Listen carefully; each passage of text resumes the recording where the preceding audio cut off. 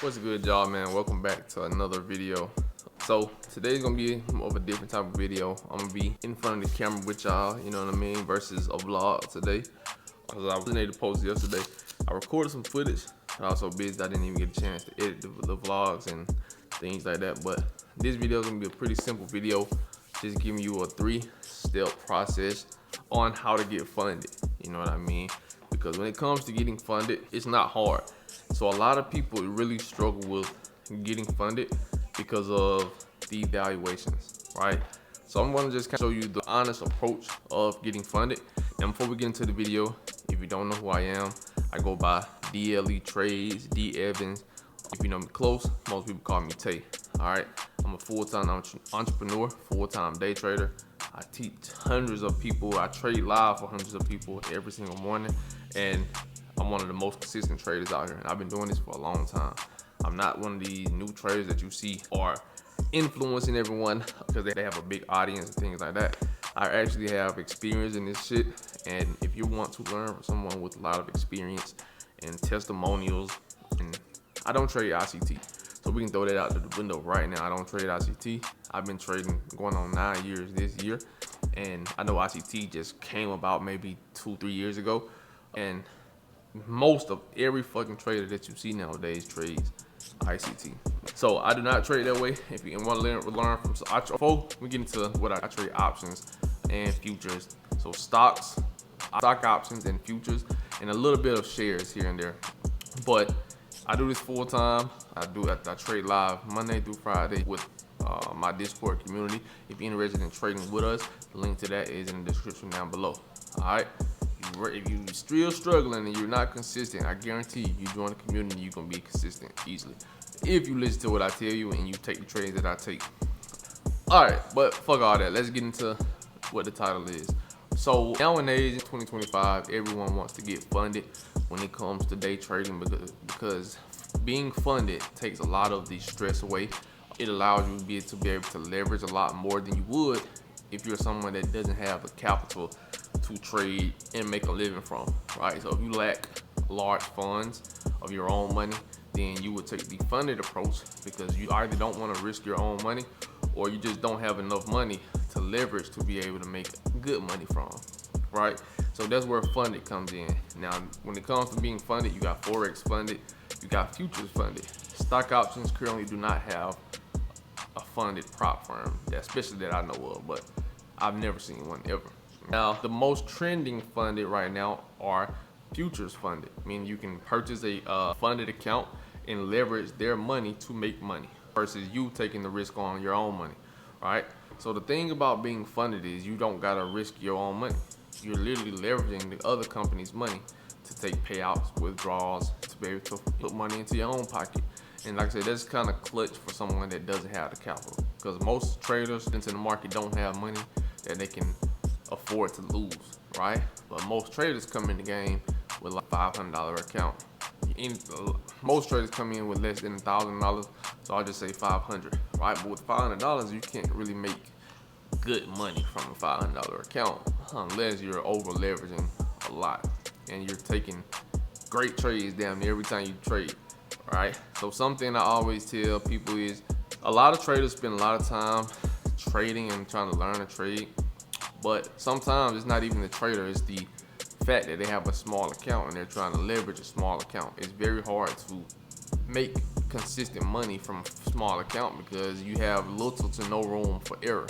When it comes to trading, you have to have an account where you can afford to have a red day, a red trade, a couple of red days, right? If your account size isn't big enough to be able to afford that, then you're going to blow that account in a couple of days, right?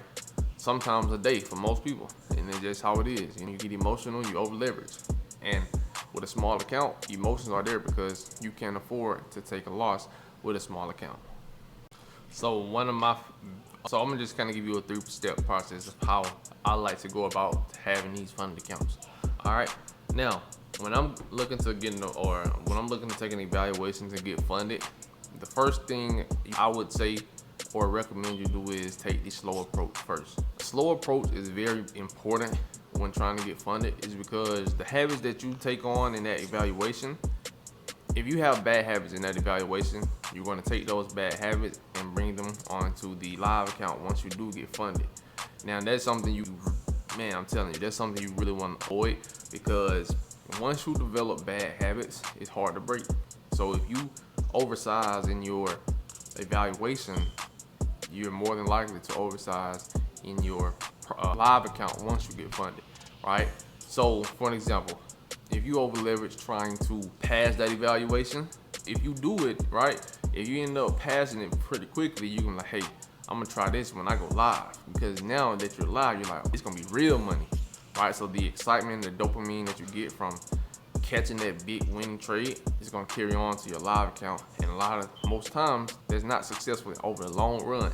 So boom, you get to the live account, you're gonna try that same strategy you did to oversize and make those quick gains.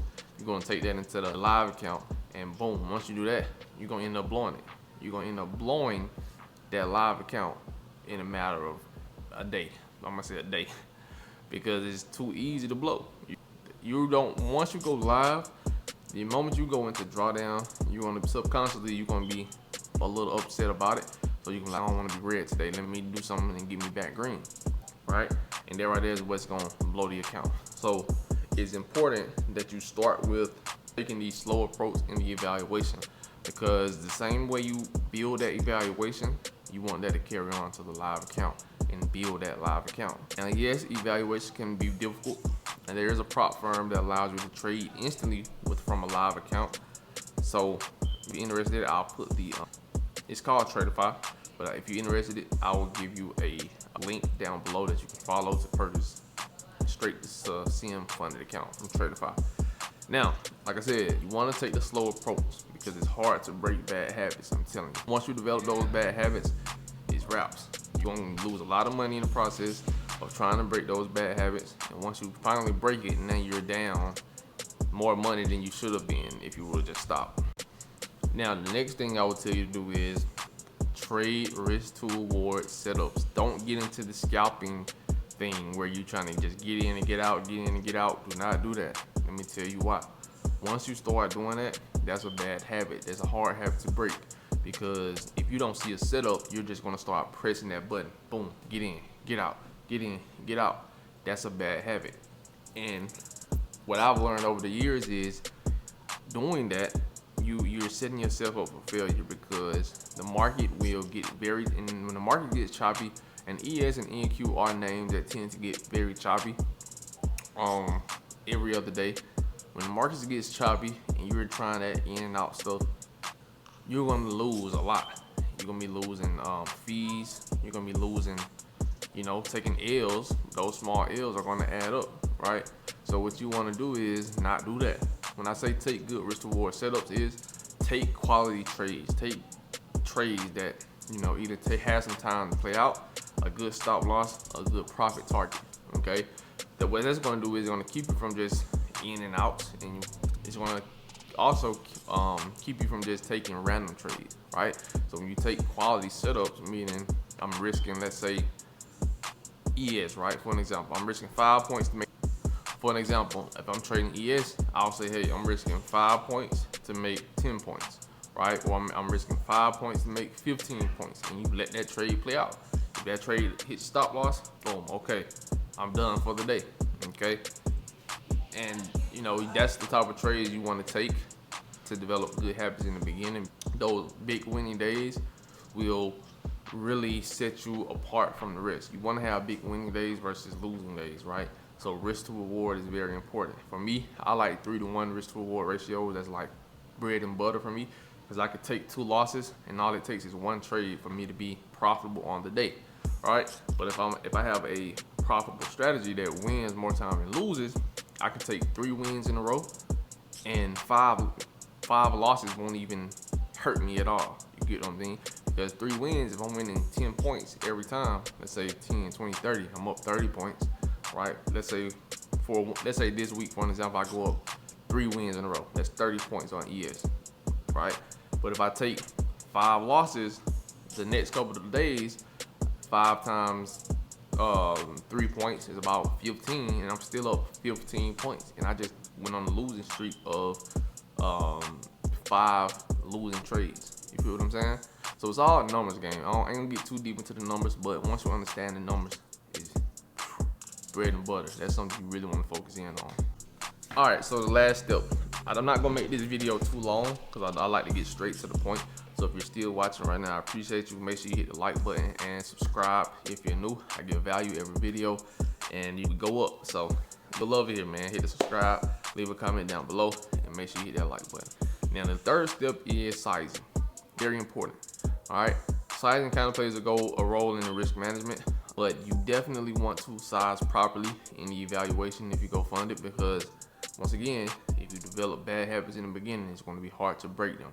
So for an example, if you go max contracts to pass the evaluation, once you go live, you're going to be inclined to do that sooner or later, because you know how quickly you can make a certain amount of money if you get it right. But you're going to be more inclined to do that when you go live, because you use real money that you might be able to withdraw. Now, some prop firms do limit the contract sizing, so it is up to you which prop firm you choose to go with. Now, bad habits. Oversizing is a big bad habit, and it's hard to break. So this is why I'm telling you, starting off, you want to use proper sizing, because the feeling that you get from making that money, right? The feeling that you get from making quick money is a feeling like no other. And you're like, wow, I just made this much money in this amount of time. Now that's going to be stuck with you. You want to use proper risk management, because for me, I like to trade with a size that I'm comfortable with. But if I take the L on it, I'm not worried about blowing my account. So it's hard to really pinpoint the proper sizing with the funded account, because most 50K accounts aren't 50K. That's what they want you to, it sounds good, right? But in reality, it's a 2K account for most props, about $2,000, right? With the 50K. So I'm not gonna give you my exact risk management sizing plan, but you don't want to risk a lot of money per trade. I would say my max risk per trade with a funded would be, absolute max risk would be about $200, right? With the 50K account. I'm talking about a 50K, not 150K. But if I have a 50K, I'm okay risking about 200 to make 600. You know what I mean? And that might be a little aggressive for someone that's starting out. So I would tell you probably don't risk more than $100. $100, 300, right? You make $300 a day.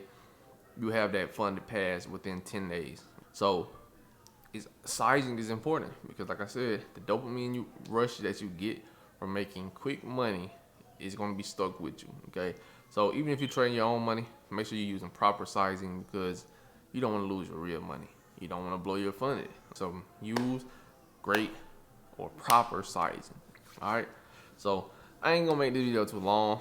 I just want to make a quick video, giving some game, giving some value. I appreciate y'all tuning in. I appreciate y'all watching my videos. And we almost. So, hey, it's your boy D Evans. I appreciate y'all. I'll be back tomorrow with a vlog. The market just dumped tonight, so I'm finna do some charting and see what we got planned for tomorrow, man. It's gonna be a crazy week. Let's get it.